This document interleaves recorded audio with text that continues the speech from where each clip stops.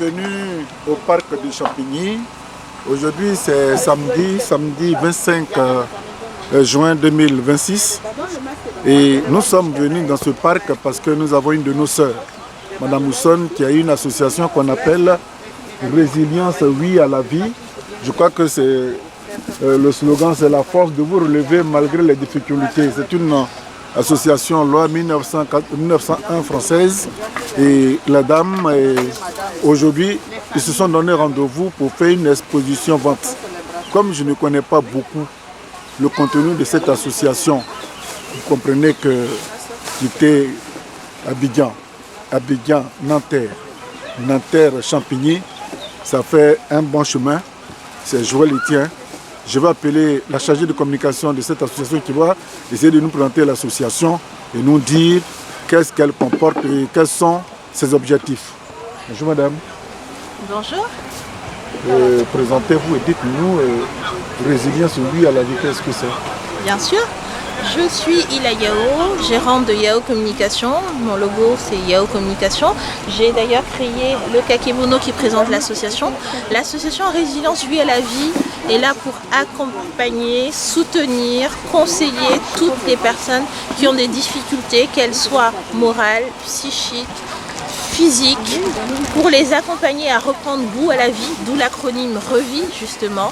C'est une association qui a été créée pendant le confinement parce que vous vous rendez bien compte, pendant le confinement, on a tous été isolés, on a tous eu du mal à retrouver le lien avec les autres et REVIE est là pour vous donner un nouveau souffle, vous permettre de retrouver cette communication, ce lien et vous aider à vous en sortir et à retrouver goût à la vie.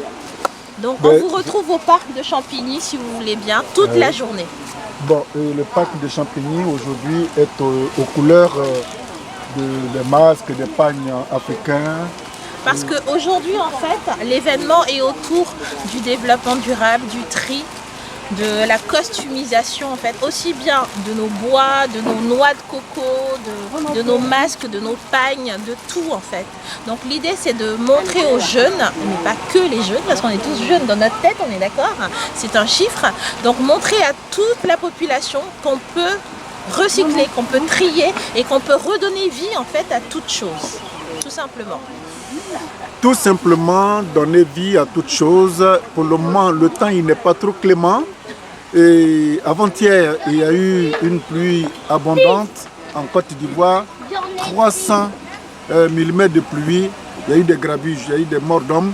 Mais nous sommes en Europe et nous sommes en France. La commune qui nous reçoit aujourd'hui s'appelle Champigny.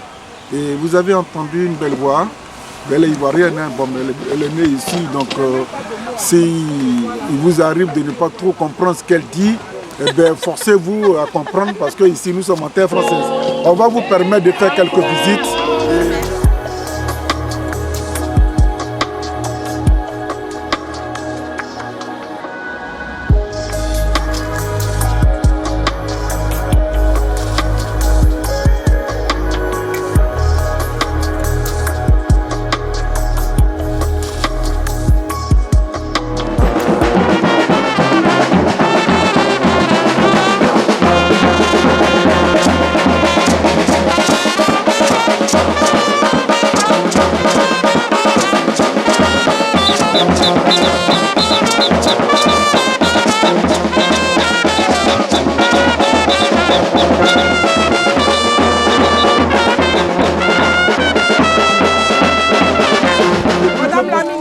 Le plus gros bouquet pour Madame la ministre.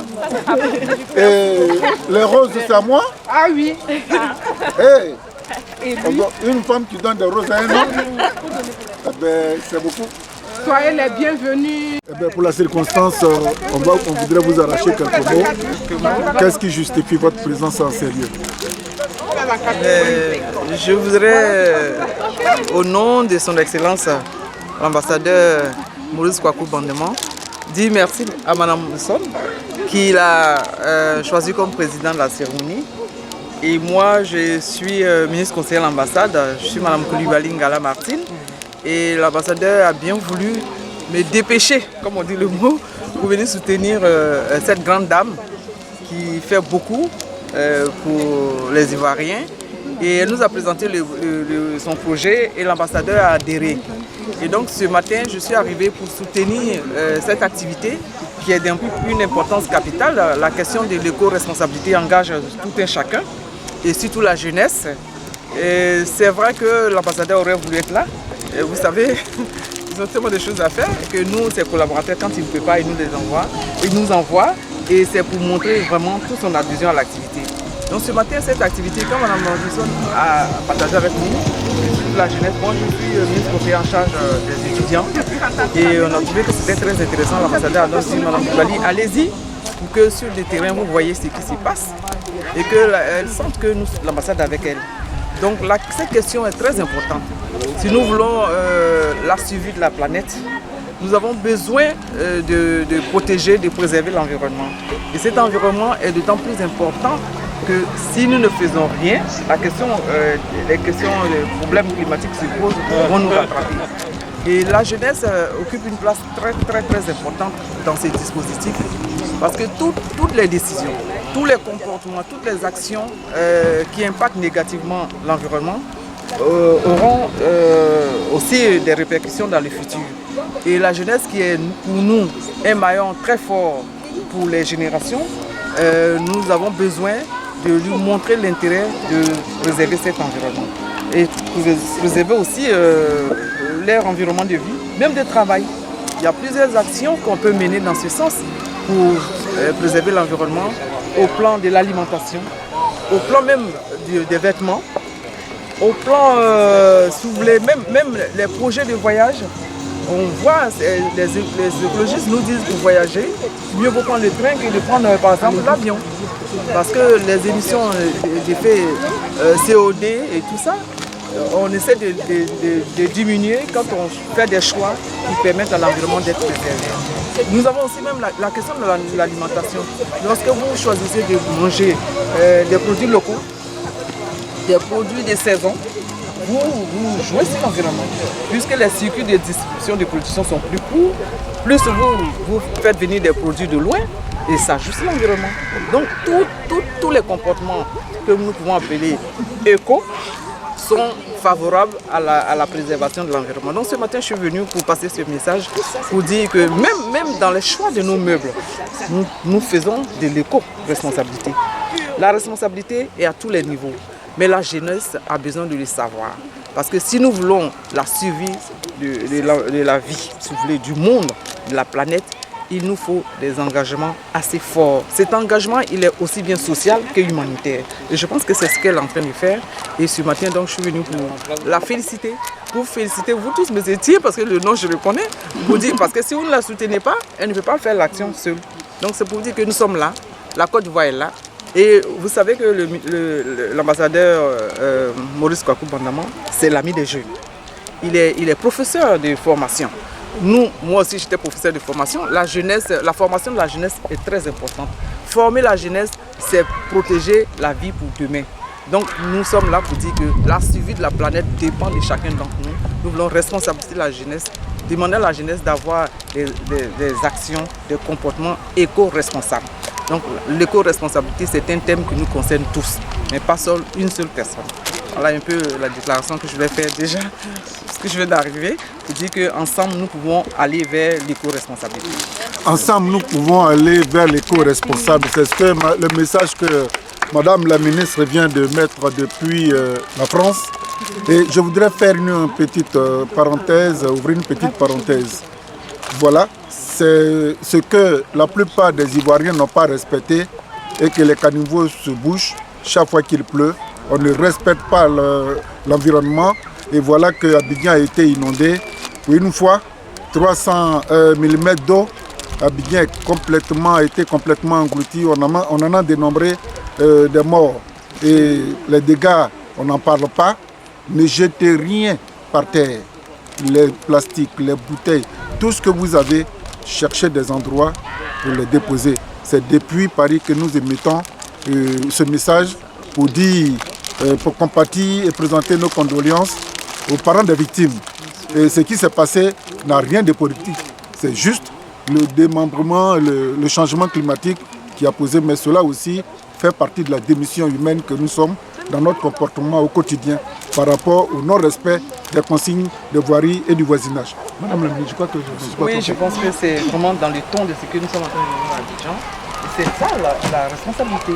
L'éco-responsabilité, ce sont les comportements. Nous devons adopter des comportements, prendre des décisions pour effectivement éviter ce genre de problèmes que nous vivons. La Côte d'Ivoire, chaque année, c'est la même chose. Je pense que chacun d'entre nous en est conscient. C'est le moment aussi de nous tous nous engager. C'est un engagement qui est personnel mais qui est aussi collectif.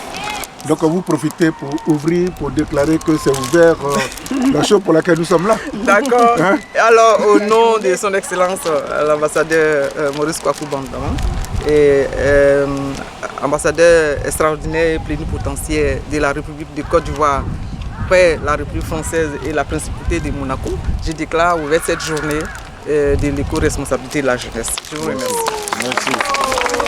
Vous dites-nous qu'est-ce qui fait l'objet de ce stand, ce que vous avez et pourquoi vous nous avez invités à ce jour. Merci, bonjour à tous et à toutes. Je suis Madame Husson, Axel Virginie. Je suis donc la présidente de l'association La Résilience Oui à la Vie, Revie, qui est une jeune association déjà, mais qui milite auprès de la jeunesse essentiellement. La jeunesse, les personnes âgées et les jeunes adultes, pour les aider à aller mieux au niveau mental, au niveau physique, afin qu'ils puissent s'intéresser à l'environnement dans lequel ils vivent. L'éco-responsabilité, c'est l'affaire de tous, nous le savons très bien. Donc aujourd'hui, cette journée du partage éco-responsabilité des jeunes et leurs familles, c'est pour les sensibiliser. Je suis d'origine ivoirienne, vous voyez bien. Ça, c'est la noix de coco, la coque de coco. Le coco sous toutes ses coutures en fait. Là, je n'ai pas les fibres de coco, mais le cocotier, je l'appelle l'arbre le plus résilient de la terre. Parce qu'on finit de boire l'eau de coco, la noix de coco, on l'écrase, on mange bien, on prend pour faire de l'huile pour la peau. Ensuite, la coque de coco, ici à Paris, en France, on jette. Alors moi, je vous dis aujourd'hui, ne jetez plus. Parce que ça, voilà, éco-responsable. À la place d'un verre, du caoutchouc, on a la coque de coco. Une seconde vie. C'est pour cela que je tenais à organiser avec les membres de l'association, tous les membres, à organiser cette journée éco-responsabilité des jeunes. D'accord, donc comme nous vous le disions, elle a invité l'ambassadeur de Côte d'Ivoire en France et l'ambassadeur s'est fait représenter par Madame la ministre et nous sommes dans une banlieue très proche de Paris qu'on appelle Champigny, dans un très beau parc, ce que nous minimisons en Afrique parce que nous pensons que nous avons la nature. Ici, ils investissent beaucoup de milliards pour créer des jardins artificiels et c'est dans ce parc-là que Madame Husson nous a invités pour faire découvrir les merveilles de la coco, du noix de coco avec tout ce que cela comporte. Et voilà, nous étions à Champigny, qui nous a servi de cadre de présentation et d'exposition de ces produits. C'était pour nous les merveilles de la Côte d'Ivoire. Ça nous a fait plaisir de venir soutenir notre sœur et nous avons été heureux de revoir Madame la ministre. Soyez heureux dans un environnement sain, dans un esprit sain, dans un corps sain. Ça nous permet de vivre mieux et longtemps. Merci beaucoup, beaucoup. Je remercie aussi le conseil départemental du Val-de-Marne qui a rendu cet événement réaliste. Merci.